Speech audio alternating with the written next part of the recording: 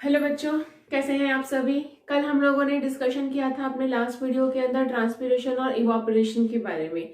Hopefully आप लोगों को याद होगा कि ट्रांसपिरेशन क्या होता है और इवापोरेशन क्या होता है। मैंने कल आपको कल के वीडियो के अंदर क्या बताया था। मैंने आपको कल के वीडियो के अंदर ये चीज़ बताई थी कि ट्रांसपिरेशन का जो प्रोसेस होता है, यानी कि जो वाष्पोत्सर्जन का प्रोसेस होता है, ये प्रोसेस एक फिजियोलॉजिकल प्रोसेस है जो कि प्लांट के अंदर हो रहा है। ठीक है, इसीलिए इसको हमने क्या कहा था कि फिजियोलॉजिकल प्रोसेस है, यानी कि ये एक पादप की कार्य की है। मतलब जो अगर मैं इन शॉर्ट एक वर्ड अगर यूज करूँ ना यहाँ पे, तो वाष्पोत्सर्जन एक पादप की आवश्यक बुराई है। ठीक है, इसको क्या बोलेंगे हम लोग कि वाष्पोत्सर्जन पादप की एक आवश्यक बुराई है।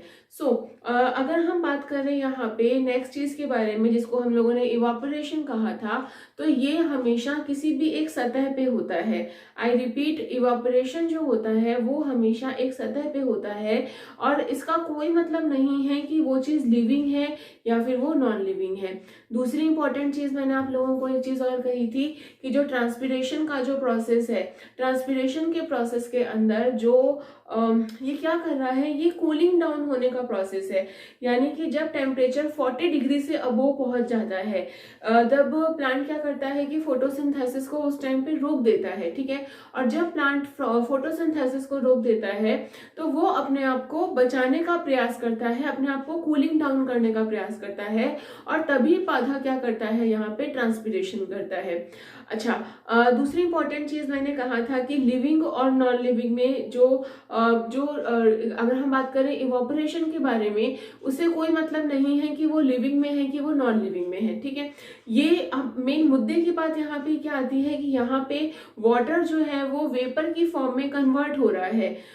यूजुअली जो वाटर होता है, जब भी हम पानी को गर्म करते हैं 100 डिग्री सेंटीग्रेड के ऊपर, तब वाटर जो है वो इवापोरेट होता है, यानी कि वो चेंज होता है भाप की फॉर्म में, यानी कि वेपर की फॉर्म में। बट इन नॉर्मल कंडीशन के अंदर भी मैंने कल भी कहा था आप लोगों को ये चीज कि जो एयर होती है, एयर की काइनेटिक एनर्जी जो होती है, एयर के मॉलिक्यूल्स की जो गतिज ऊर्जा होती है, काइनेटिक ऊर्जा होती है, वो ऊर्जा बहुत ज्यादा होती है। तो इसीलिए लेयर बाय लेयर जो पानी जो होता है वो हमेशा एक इवापोरेशन की स्टेज के अंदर रहता है।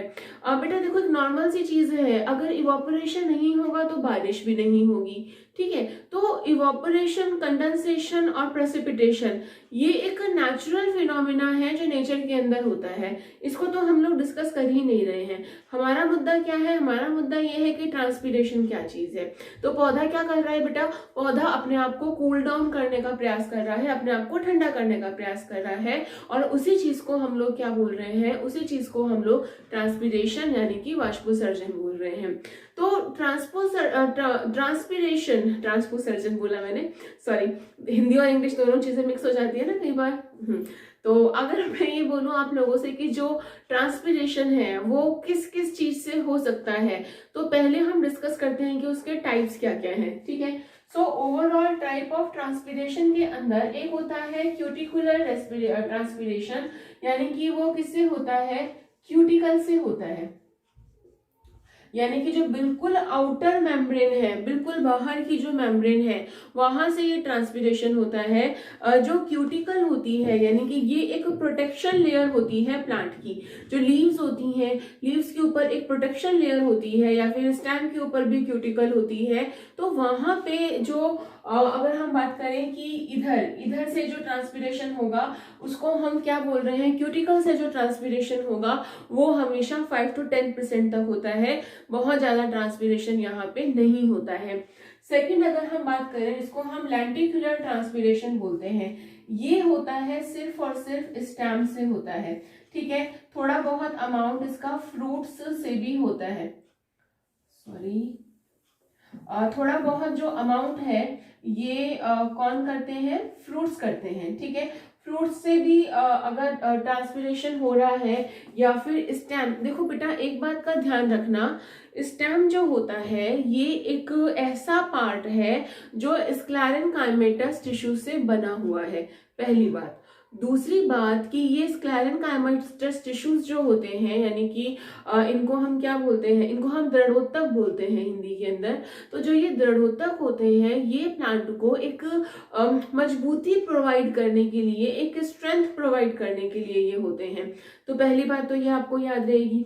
दूसरी बात ये कि यहाँ पे जो स्क्लेरेनकाइमा है, जो स्टेम वाला पार्ट जो होता है, स्टेम वाला पार्ट जो होता है, ये वाला पार्ट नॉन लिविंग पार्ट होता है, ये लिविंग पार्ट नहीं होता है, इसीलिए ये डेड होता है। ठीक है, तो यहाँ से एक्चुअली क्या होता है कि जाइलम से जाइलम से पानी जो है वो ऊपर की ओर जा रहा है। तो कुछ अमाउंट में, बहुत ही कम अमाउंट के अंदर जो ट्रांसपिरेशन होगा, क्योंकि एक प्रोसेस अपन लोगों ने पढ़ा था डिफ्यूजन, कि मॉलिक्यूल्स हमेशा अपने हाई कंसेंट्रेशन से लोअर कंसेंट्रेशन की ओर मूवमेंट करते हैं। ठीक है, तो एक बहुत ही कम अमाउंट जो होगा वो यहाँ पे क्या होगा कि यहाँ पे उसका ट्रांसक्रिप्शन होगा और बहुत सारी ट्रांसपिरेशन होगा और बहुत ही कम अमाउंट में वाटर का लॉस होगा। किससे? स्टेम से। और एक बात हमेशा ध्यान रखना बेटा कि जो स्टेम होता है, स्टेम डेड क्यों है? कभी दिमाग में ये क्वेश्चन आया है कि जो स्टेम होता है वो डेड क्यों है? क्या रीजन है कि स्टेम डेड है, या स्टेम जो है वो ब्राउन कलर का है, या फिर वो स्क्लेरेनकाइमेटस टिश्यूज का बना हुआ है, वो क्यों नहीं फोटोसिंथेसिस कर लेता? कभी दिमाग में अगर ये चीज आई हो, क्वेश्चन कभी, हमेशा एक बच्चे को एक चीज हमेशा करते रहना चाहिए कि स्पेशली मैं यही कहूंगी कि हर एक को, और स्पेशली साइंस के स्टूडेंट्स को तो हमेशा दिमाग में ये चीज रहना ही चाहिए, क्यों और कैसे। ठीक है, कि क्यों ये ऐसा है, तभी हम किसी चीज के बारे में ढंग से सोच पाएंगे। ठीक है, सो ओवरऑल अगर हम बात करें तो मैंने क्या कहा आपसे कि स्टेम और जो फ्रूट्स होते हैं उनके अंदर जो ट्रांसपिरेशन हो रहा है उसको हम लेंटिक्युलर ट्रांसपिरेशन कहते हैं। मेरा क्वेश्चन ये था कि जो स्टेम होता है ये कैसा होता है? डेड होता है। ठीक है, ये डेड क्यों होता है? उसका रीजन मैं आपको बताती हूँ। उसका रीजन पहला तो आता है कि ये डेड इसलिए होता है क्योंकि ये क्या प्रोवाइड कर रहा है? एक मजबूती, यानी कि स्ट्रेंथ प्रोवाइड कर रहा है। ठीक है, ये क्या प्रोवाइड कर रहा है? एक तरह से स्ट्रेंथ प्रोवाइड कर रहा है। दूसरी इंपॉर्टेंट चीज, इसी की वजह से ट्रांसपिरेशन का जो रेट होता है, ट्रांसपिरेशन रेट क्या हो जाता है? कम हो जाता है। इमेजिन करो कि अगर ये भी लिविंग होता, अगर स्टेम वाला पार्ट भी लिविंग होता, तो कितना सारा पानी एक पौधे को चाहिए होता ना ऐसा। ठीक है, और इसी वजह से यहाँ पे अपनी एनर्जी, क्योंकि प्लांट को एनर्जी इतनी नहीं चाहिए, उसको मेन एनर्जी चाहिए प्लांट को फूड बनाने के लिए, अपने रेस्पिरेशन के लिए। ठीक है, तो ये 2-3 कामों के लिए उसको एनर्जी चाहिए, या फिर थोड़ा बहुत उसको रिप्रोडक्शन के लिए चाहिए। हमारी बॉडी जैसे नहीं कि हर चीज के लिए एनर्जी चाहिए, हम चल रहे हैं, फिर रहे हैं, गा रहे हैं, सो रहे हैं, उठ रहे हैं, कुछ भी कर रहे हैं, हमको एनर्जी चाहिए। इतनी एनर्जी प्लांट्स को नहीं चाहिए, तो इस बात का हमेशा ध्यान रखना। सो ओवरऑल जो स्टेम होता है ये डेड होता है because of the strength reason, because of the transpiration rate का लो होना रीजन। तो फ्रूट्स जो होते हैं और स्टेम होता है उसके अंदर जो ट्रांसपिरेशन होता है उसी ट्रांसपिरेशन को हम लेंटिक्युलर ट्रांसपिरेशन कहते हैं, और ये लगभग 1% तक, 1% तक होता है। सेकेंड अगर हम लोग बात करें, थर्ड वाला जो है इसको हम स्टोमेटल ट्रांसपिरेशन बोलते हैं। स्टोमेटल ट्रांसपिरेशन क्या होता है, समझना इस चीज को। स्टोमेटल ट्रांसपिरेशन का मतलब होता है ऐसा ट्रांसपिरेशन जो स्टोमेटा से हो रहा है, यानी कि रंध्रों से हो रहा है। इस तरह का ट्रांसपिरेशन क्या कहलाता है? स्टोमेटल ट्रांसपिरेशन कहलाता है, और ये लगभग 90% तक होता है, यानी कि 90% तक का जो ट्रांसपिरेशन होगा वो किससे होगा? वो होगा आपका स्टोमेटल ट्रांसपिरेशन होगा। सो एक बार इसका स्क्रीनशॉट ले लो, फिर आगे डिस्कस करते हैं।